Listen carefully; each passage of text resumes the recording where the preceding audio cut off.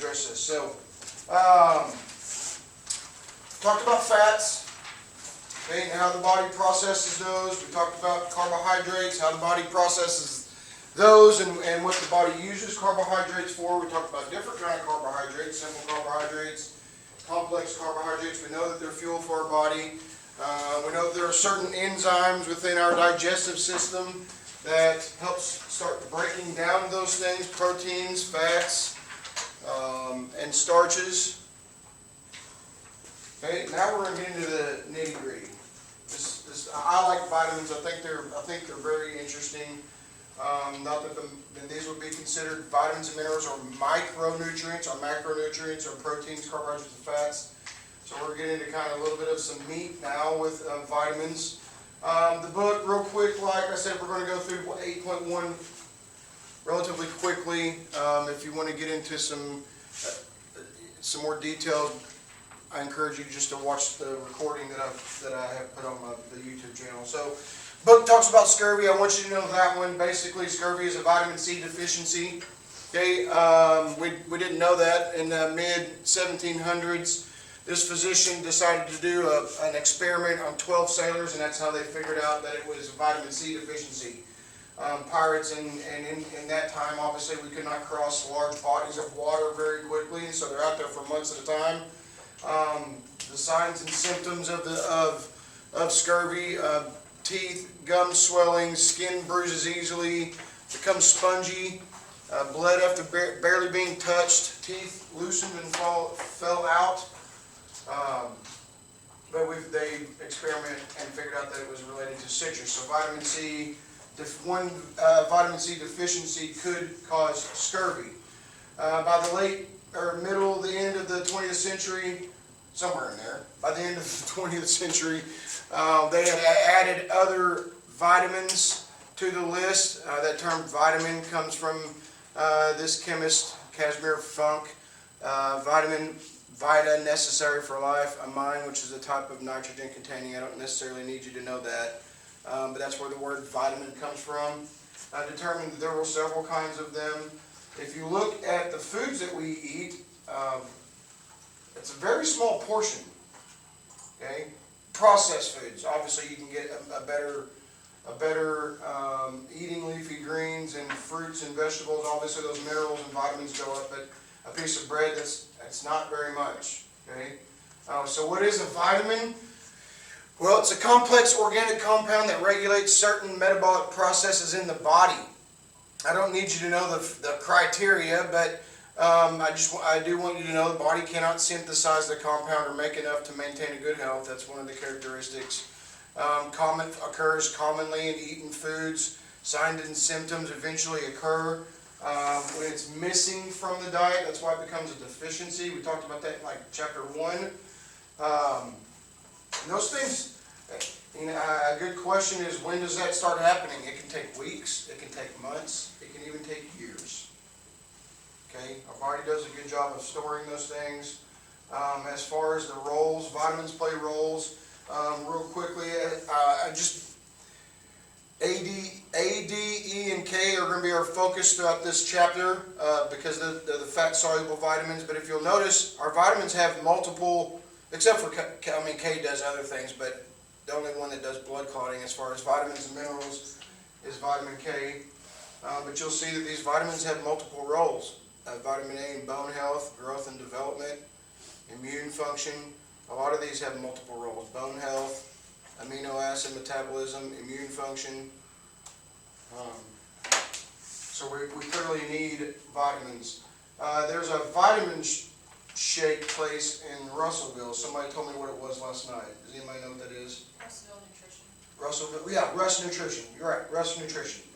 I was told that he advertised that the vitamins give you energy. That is not 100% accurate. I'm not calling him a liar, because he's not wrong, but it's not the vitamins that give you energy. It's the processes that the vitamins are involved in. You increase those things, our body can process energy much faster, so it gives you the feeling of energy. But the problem is, there are toxic levels that you can reach. Does it educate you on that? Should. Like that, Herbalife is what they sell. Just be aware of what's going in your body. It's something as simple as water. We've already identified that we can consume too much of that, right? Toxicity, there are toxicity levels in these vitamins and in the vitamins. Real quickly, oxidizing agent and the radicals. So oxidizing agent, I want you to know that substance removes electrons from atoms or molecules. This guy, the radical, he's mad about it. Like he had a partnership with somebody and this oxidizing agent comes in and takes his partner away and he's mad. Now there are some good things that come out of free radicals, but for the most part, they can destroy and damage cells and molecules. Okay?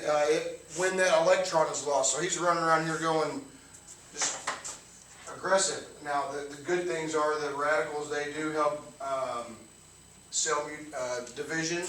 Okay, it is highly reactive, but it helps break down cells and cell division. So there are some good benefits. The antioxidant, he's the guy that makes him happy. He's like, oh buddy, I'm sorry you're so lost. Let me be your friend. And that's what antioxidants do. They give that radical, that extra electron, that partner that they were missing. So antioxidants protect cells by giving up electrons to radicals. Okay. Sources of vitamins, biological activity. In this term right here, the book talks about the natural form of vitamin E has more biological activity. What is that? It produces more effects in the body than a synthetic vitamin E. On the other hand, synthetic folic acid, which we find in a lot of our ready-to-eat foods, because it's enriched or fortified? Added is enriched. Added is enriched. Yep. So when it's added to flour, okay, it becomes enriched. But that's a synthetic form. That has twice the biological activity as found in the form and naturally, which we can get folic acid from grains and from leafy greens. So there are some good benefits. But that's what biological activity means. Talked about fortification and enrichment already. So you can get some review through that reading this 8.1. There are two classifications, fat soluble, water soluble. The ones that I want you to remember are these four right here, the fat soluble vitamins, A, D, E, and K. Okay, the water soluble vitamins, we will talk about those. We'll discuss a little bit, mainly some benefits from some of them, and I'm not going to ask you to. A, D, E, and K are fat soluble vitamins. The rest of them are water. Okay, that's the easiest way to remember that. Then they throw in choline down here. She's like the stepchild or something. She's a vitamin-like. Okay, but vitamin absorption, most of that happens in where? Where does most absorption happen? Is it large intestine? No? Back a little further up. Small intestine. Small intestine. Small intestine. Okay. Fat soluble vitamins are chemically similar to lipids, and the vitamins are in fatty portions of food. So we need fats. Okay. We just discussed 4 vitamins that require fats for our body to absorb. Now we talked about cystic fibrosis already. They are unable to digest fat properly. So true or false? They can become deficient in A, D, E, and K. True. Yes. True. Deficiencies and toxicities. A diet that contains adequate amounts of wide variety of foods, including minimally processed fruits, vegetables, and whole grains and cereals, can help supply the vitamin needs of most healthy people. The book does say you do not need to consume the adequate amount of vitamins every day. Okay? Our body can store those things. We know that the body can produce some of them. They can synthesize some of them. Okay, so but we don't have to eat those every single day. The book continued, fresh fruits and vegetables can lose substantial amounts of vitamins as a result of improper handling. Avoid bruised, wilted, or shriveled, or shows signs of decay or mold. I mean, sometimes there's good mold out there. How many of you eat blue cheese? I eat it straight out of the bag. I love it. It's good. Salad, melted on top of a steak. It's amazing. What about, I mean, how many of you would just pick off the moldy part of a piece of bread and eat it? It's penicillin. It's not gonna hurt you. But what about fruits and vegetables? I think when I was growing up, you know what our apples, a picture of apples looked like almost every single time? Had a worm coming out of it. You see that anymore? No, they're picture perfect, as you will, right? So these new generations that only see this apple as this, they walk into a grocery store, they walk in, and that's what they're expecting an apple. If it doesn't look like that, if it's bruised, just have a banana. Think about a banana. I've got one in my office. It's not near as black as this desktop, but I peel it away, it's still good. I've brought this up before, there's a vendor out there that you can buy imperfect foods, rather than have them being destroyed, they'll ship right to your house. They have the same benefits. There's nothing wrong just because it looks like someone's rear end. Okay, or it's growing a face, or whatever. The ugly fruit, just because it doesn't look like the picture, none of that changes. I can't tell you how many times living on a farm that we have like peach trees. I grabbed a peach and ate it and pulled it away and I've seen a worm in it. I have learned from that I now cut my peaches. That's extra protein. But you know, when you're outside, a little kid, you just want Oh, we had pear tree. We had a pear tree. And no, I know we had a pear tree, but I don't think we had a peach one. But yeah. We have pear trees, but I've never seen a worm Bees, you'll see those bees more often than you would. and they fall down. Yeah. Yeah, I mean, what about when we go shopping? If it's bruised, I mean, think about it. What color are the bananas that you normally pick up? Yellow? Brown. Yeah, yellow or. What about green? Do you get the green ones? Yeah. Just so that you know that they're going to last longer? The whole point of fresh fruits and vegetables, if you can't get them every day, if you're going to shop, if you don't have a garden that you can go pick that stuff every day, the intentions of fresh fruits and vegetables are to be eaten within the first 3 or 4 days of purchase. Then after that, you use your frozen or your canned goods. Okay? But, man, I don't know. Be a little bit liberal on these things because, yes, they probably lose a little bit, but, I mean, when they become bruised or wilted or decayed, obviously they're breaking down. But, you know, I think I shared with you guys, we throw away enough fruits, vegetables, and dairy to feed 80% of the adult population a 2,000 calorie diet. That's with foods that never even get a chance for consumers. Straight to the landfill because they look ugly. Well, they're forgotten in my fridge. How many of you work, right, how many of you work, somebody works for Walmart and was telling me that they throw away a lot of food, which I have seen those things. They throw away a lot of food. We have people that could use that. Like legitimately use it, not taking advantage of the system, but actually take advantage of those things. If they ain't making money, they ain't gonna be doing the right thing. Right. We know that exposure to excessive heat, some alkaline substances, light and air can destroy certain vitamins. How many of you remember the yellow milk jugs? The what? The milk jugs used to be yellow because somewhere along the way a scientist was like, oh, we got to protect the vitamins inside the milk so we can't let light come in. So they chose a yellow jug.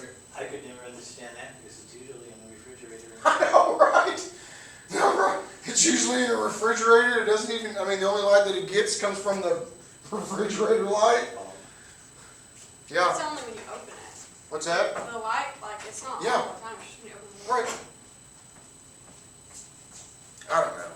But I mean, it can, but yes. At one point in time, our milk jugs were yellow. In Pennsylvania, a lot of them still are. Are they? Huh.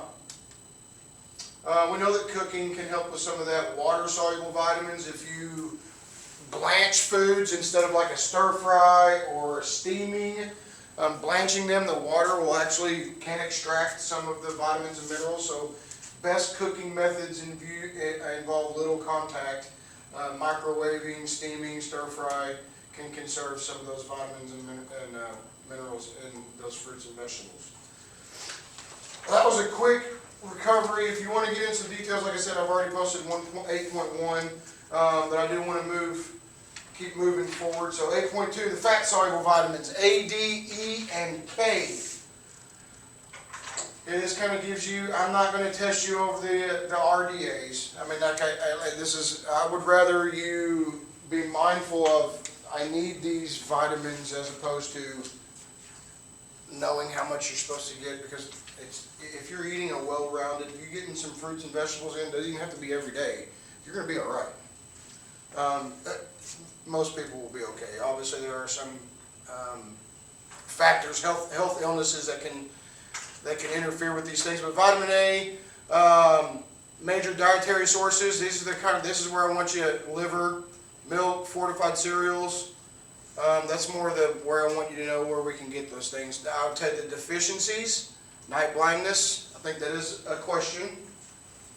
Okay, night blindness is related to a vitamin A deficiency, poor growth, dry skin, reduced immune system functions, toxicity, nausea and vomiting, headaches. It sounds like coronavirus. Bone pain and fractures, hair loss, liver damage.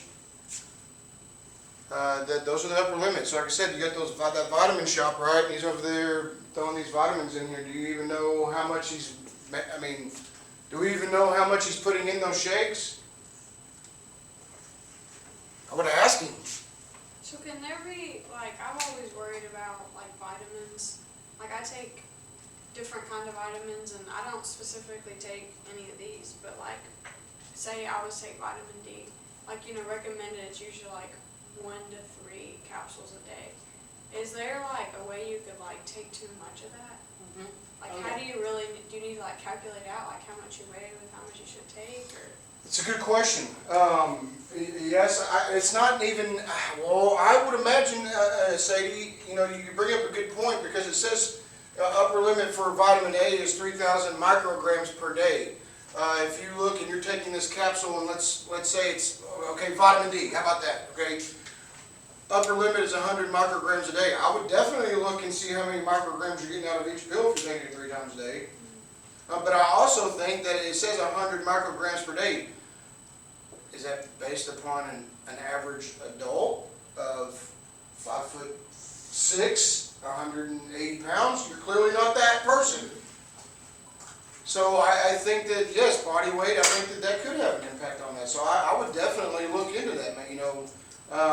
Poor growth, calcium deposits in soft tissue, gallstones, that could be part of that. Okay, but y'all definitely look. I know in some older adults they do have, but it's D3. It's not this.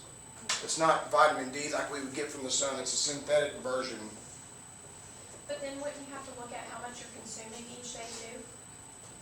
Yeah, because if you're taking a vitamin and not taking into consideration where I'm getting those other vitamins from, very good, yes. D3 is also less toxic to your liver and your kidneys to process it through. It's a rodenticide too. Remember we talked about that? I give it to about 80% of my geriatric patients on a daily basis. Obviously, it would have to be, we talked about that when we were talking about Yeah, vitamin D3. organic. We were talking about organic. We talked about the D3 was a rodenticide. But like just taking like a multivitamin, like zinc, like that kind of stuff, is that like if it's not like straight? Because multivitamins usually they don't have as. No, they're safe. Yes. Even though they're not FDA approved, they are at safe levels.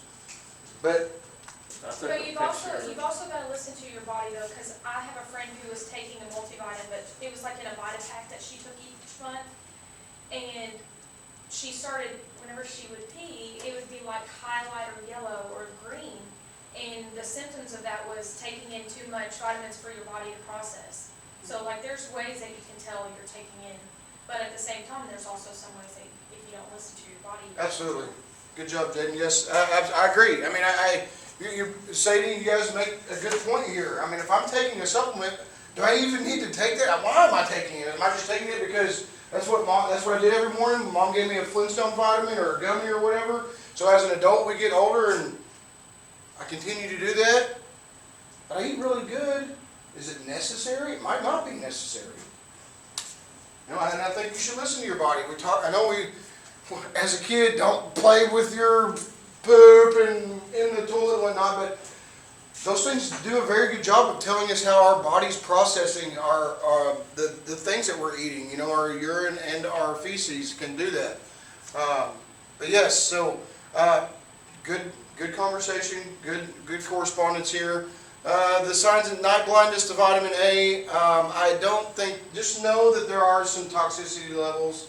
I don't remember, I'll look back over this next celebration and see if I can give you some more direction, but I know that night blindness was something that you need to make a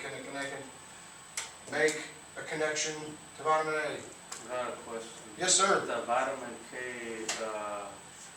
I was one of those kids that always had nosebleeds growing up. Out of all the people in my family, could that been due to You having a low vitamin K? You're saying that like if I was deficient on that growing up? Could be, but there's so many contributing factors. Yeah, I mean, if they're just nosebleeds, that could be just thin capillary membranes, you know what I'm saying? Dry air. I mean, yeah, I remember one time blood pressure. I made the birthday cake. It was pretty good. It was pretty cool. But I had worked, and then I made this cake, and it was layered, and then it was looked like a castle. I'm just standing out there talking, and a friend of mine come up and was like, "Dude, why is your nose bleeding?" That was the last time it ever happened. It was the only time I could ever remember just having a random nosebleed. So, but if you're having them a lot, I mean, I can't say that it's not. I mean, because vitamin K is good for clotting, blood clotting, or scabs. Okay, I definitely want you to make that. So if I'm deficient in vitamin K, we also know that there are drugs. Okay, Coumadin and warfarin interfere with vitamin K. They're blood thinners.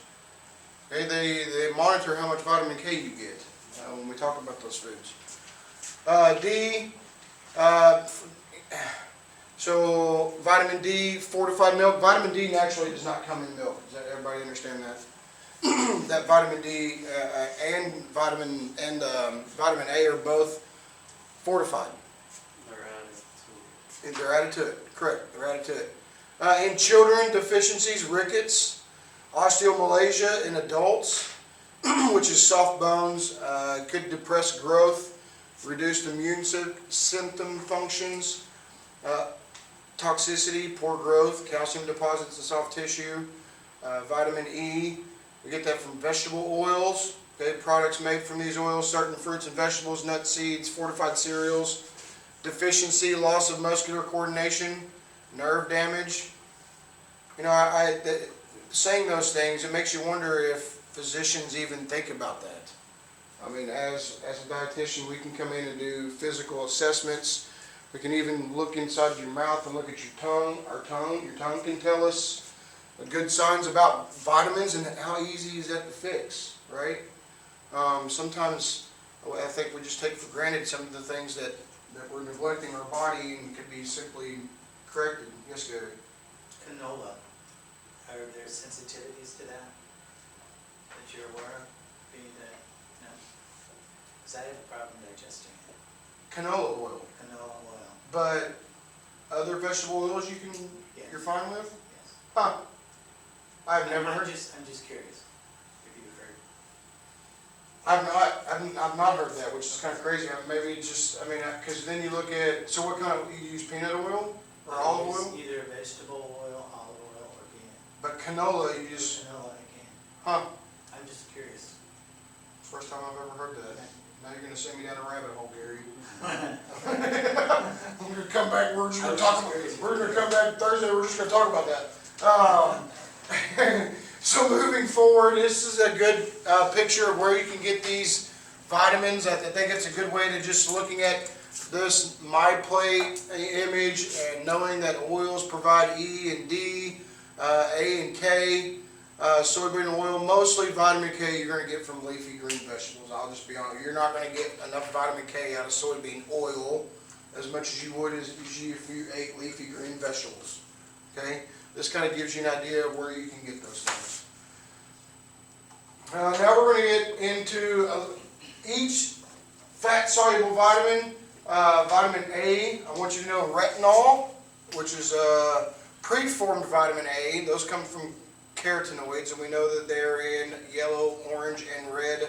Well, carotenoids are yellow, orange, and red, so if you are eating those fruits and vegetables that are those colors, you're probably getting enough carotenoids, which our body will end up turning into vitamin A. Okay?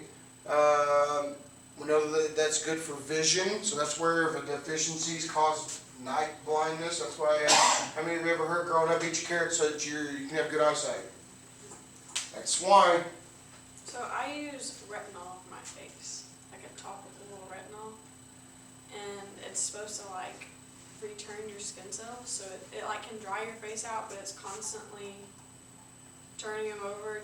It's supposed to help with like acne and stuff. It's called tretinoin. Well, I had bad acne when I was in high school, but I was using hydroxychloroquine. Hydroxychloroquine. Yeah, which I had to use. I couldn't go out in the sun for when I was. Yeah, it makes your skin super sensitive. Yeah, but yeah, that makes sense. Retinol, dry skin. Signs and which is crazy. You're saying it can cause dry skin. Like, it's one of those things where I only use like a pea-sized amount. And if I'm to where like I can use it every single night, but if I'm really dried out, I'll just put like moisturizer on before and after. But if you're using too much of it. Oh yeah, which is kind of weird because that's a sign of it's a deficiency, but you're putting it, but we're not, I mean, I know your skin's going to absorb some of it. That's probably why it But works. that's weird that you can like. Something that we use for your eyes also impacts your skin. That's what I find fascinating about the body. I mean, there are so many, like I said, I honestly think that if we can replicate how our body makes energy by what we're eating, I think we could replicate that and it would be, a source of energy. Which it says up there, maintenance of epithelial cells, and that's what you have on your skin, so it makes sense. Yep. Starting to put it all together. Good. What is night blindness? Have you ever walked from a brightly lit theater lobby into a darkened movie auditorium and felt blind for a few seconds? I think we've all done that. My brother blinded me Saturday night by shining a high, intense flashlight in my eyes. I wasn't expecting it. I couldn't see for like 3 minutes. But light sensitive area inside each eye contains rods and cones. If you want to know, the rods and cones need vitamin A, particularly retinol, to function properly. So if we don't get vitamin A, you get that night blindness, like someone shining a light in your eyes, and then you're walking into a dark room or whatnot. I don't think that there's anything about, definitely retinol, carotenoids, epithelial cells, and making that connection with vitamin A. Good sources of vitamin A, liver, butter, fish liver oils, eggs are good sources of preformed vitamin A. Some foods are fortified, milk, yogurt, margarine, cereals, carrot, spinach, and other leafy greens, pumpkin, sweet potatoes, broccoli, mangoes, cantaloupe are rich sources of beta-carotene. Also a carotenoid that the body can convert to vitamin A. So a lot of good sources out there. I do want you to know the sources of these 4 vitamins, the fat-soluble ones. Here's another good picture. I mean, beef liver, what you guys are about to find out, and this is probably why so many healthcare organizations use liver and onions on their menu quite often, because you're about to find out. If you don't know, if you get to a question and it says name a good source of a certain vitamin and you just stumped, put liver, pretty good chance you're going to get it right. Okay? But yeah, I mean an enormous amount. Sweet potatoes, how many of you like sweet potatoes? Yeah, I don't need them. Have you ever made hash browns out of them? Yeah, they're pretty. You can get, I mean, you can, just like another potato doesn't always have to be baked or in a casserole with marshmallows and stuff all over it. But yeah, pumpkin, how many of you like pumpkin seeds, pepitos? Yep. So, good list here. I'm not gonna ask you about the RDAs. Deficiency epithelial cells are among the first to become affected by deficiency of vitamin A. In skin, vitamin A deficient epithelial cells produce too much keratin. I do not have that highlighted, so I do not imagine that you will be tested over that, but I do want you to see. Right. Deficiencies of the vitamin are rare in the United States. Okay, vitamin A. Mainly because even though we've identified that we don't drink a lot of milk anymore, I think just because it's fortified in other foods is where we don't have an issue, with those things. Upper limits, 300 micrograms a day for adults. Excessive consumption can damage the liver because the organ is the main site to store that vitamin. Okay. Miscarriage and birth defects may result when excessive amounts of A are taken early in the pregnancy. For you young mothers or expecting mothers or whatever, you're not expecting, future moms. Continue moving forward. I do not have the carotenodermia. Oh my God, that's terrible to say. I'm not going to ask you about that. We'll just move on to vitamin D. Okay, by the 1700s, some people in parts of Northern Europe learned that exposing children to sunlight or giving the youngsters fish liver oil could prevent rickets. How many of you ever? Growing up, I was very young, kindergarten, first grade. I can remember we had. I want to say his name was Willie, but he had braid. I mean, you think Forrest Gump? Everybody seen that movie? It is a good movie. But he walked around and he had braces on his legs. And looking now, it's probably this. I don't know if that's what that was about when I seen the movie. Because I'm not familiar with rickets. Well, it doesn't have, children with rickets have bones that are soft and become misshaped. As far as in the United States, it's not, because we put vitamin D and, and it's, you don't see it as often anymore. I believe do they give infants vitamin D shots? Give them something else. It's not a vitamin D. But you just don't see that very often anymore. I give it like to geriatric. I don't give my kids vitamin. So rickets is a vitamin D deficiency for children. The body can make vitamin D after skin cells are exposed to the sun's ultraviolet radiation, which explains why the nutrient is often called the sunshine vitamin. Okay, the radiation converts a substance in the skin derived from cholesterol into the pre-vitamin D3. That's usually what the supplements are. Circulates to the liver, where the substance is converted to the inactive compound. You do not need to repeat that. That's how it works. So the vitamin D or vitamin D3 goes straight to the liver, whereas we can get vitamin D from the sun, converts here into the liver, it becomes active in the kidneys. I will not test you over the process of that. But why is it D important? It's necessary for metabolism of the minerals calcium and phosphorus. If we do not have enough calcium in our body, we will become vitamin D deficient. Those work together. Phosphorus is a pretty big deal too. Production and maintenance of healthy bones. Vitamin D stimulates small intestinal cells to absorb calcium and phosphorus from food. When the body lacks vitamin D, I said that backwards. When the body lacks vitamin D, it only absorbs. So if you don't have enough vitamin D, then our body's not going to absorb calcium very well. It does stimulate bone cells to form calcium phosphate, the major mineral compound in bone. So vitamin D is important for that major mineral. Make that connection.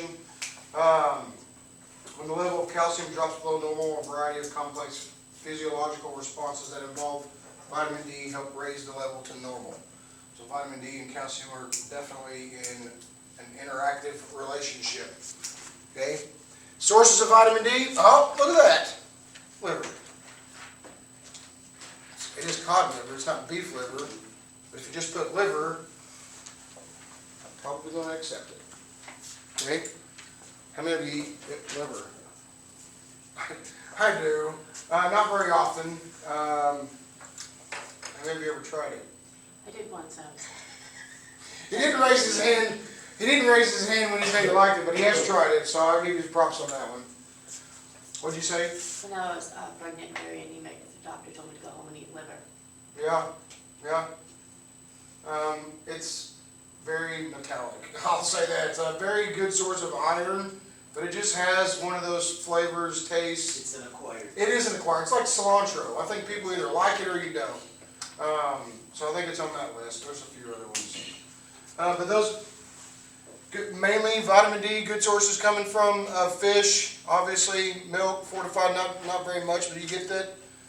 Liver oil, cod liver oil, salmon, even canned, like 4 times better than fortified milk. Vitamin D is not widespread in food, therefore your body depends on sun exposure to synthesize the vitamin. The amount of time you need to spend in the sun to form adequate amounts of vitamin D depends primarily on your location, the time of day and year, and your age, and your skin color, and probably what you ate yesterday. Just kidding. But there are a lot of factors that can determine, obviously, the angle of the earth. If anybody a flat earther in here? Okay, there are some people out there that believe that. Walk away, because you will not win that conversation, even though the earth is round.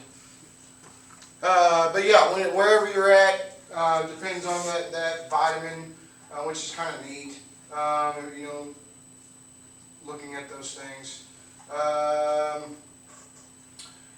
Although you may think tanned skin is attractive, mostly you young ladies, tanning and severe sunburn increase the risk of developing wrinkles and skin cancer.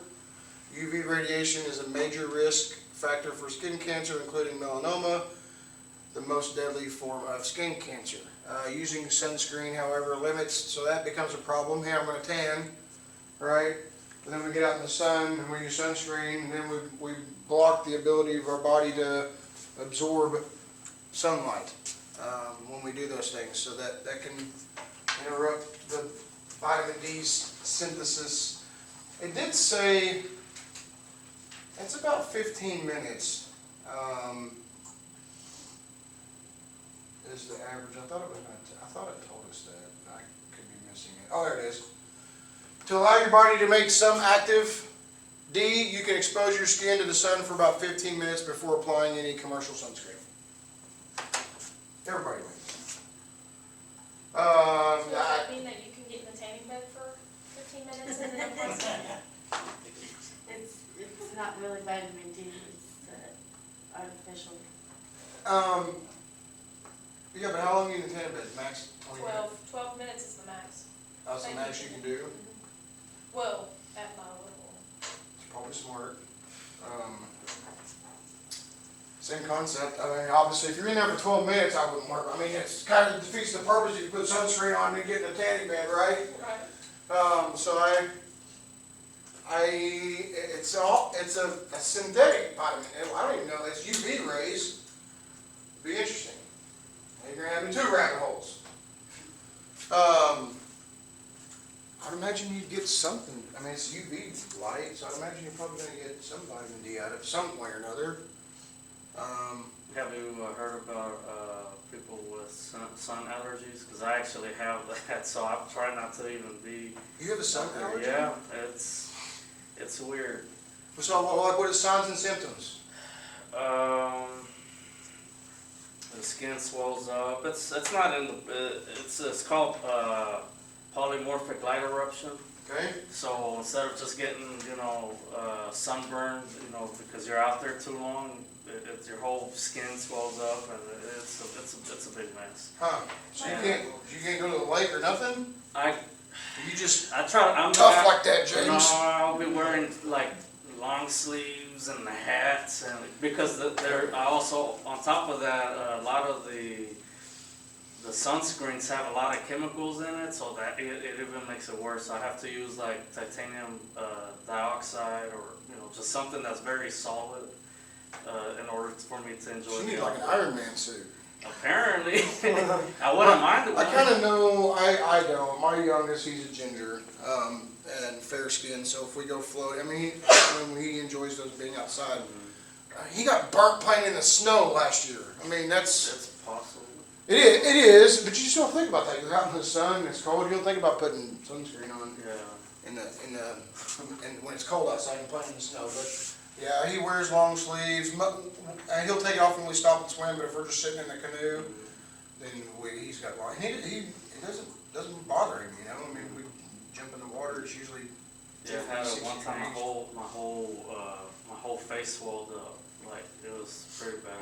Like Will Smith off of Yeah. Hitch. Yeah, and I think the first time it happened, I was in my 12 years old. We went to the lake. They buried me in the sun, in the sand. It was just there for hours.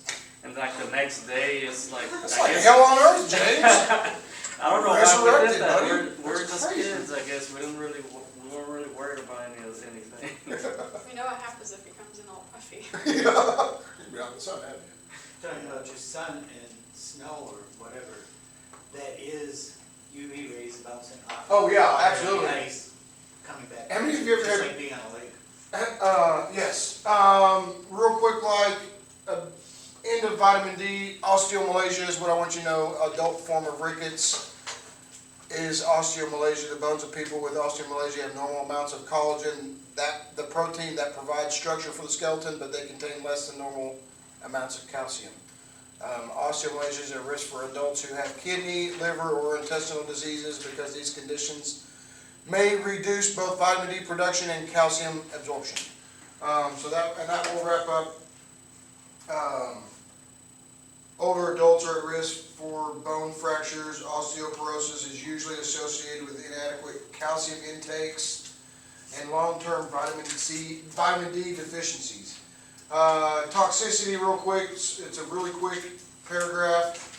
The small intestines absorbs, when the small intestines absorbs too much calcium from foods, the minerals deposit in soft tissues, including the kidneys, heart, and blood vessels. Calcium deposits can interfere with cells' ability to function, which can cause cellular death. And that happens when we consume too much vitamin D. I was going to say something before I finish this, and now I don't remember what it was. Good Lord. We will stop at vitamin E. That's what we will pick up come Thursday.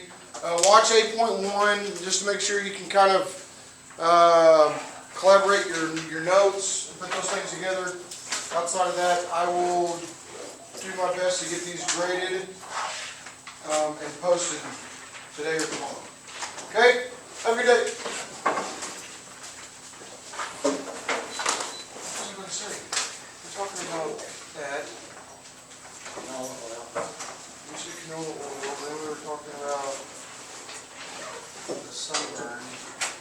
Oh! Are your eyes dilated? Could you imagine doing that in the winter time with snow on the ground? And you don't see. It's terrible. See ya. Definitely will need an Iron mask, Iron Man mask for that one. But yeah, no, I was thinking about that the other day because I can remember as a kid when I had my eyes first dilated. I think we were in Hot Springs getting an eye exam. You're all spoiled down here. It was what? You're all spoiled down here. You only get snow about 2 days out of the year. Yeah, but when it snows 2 days out of the year, it lasts for like a week.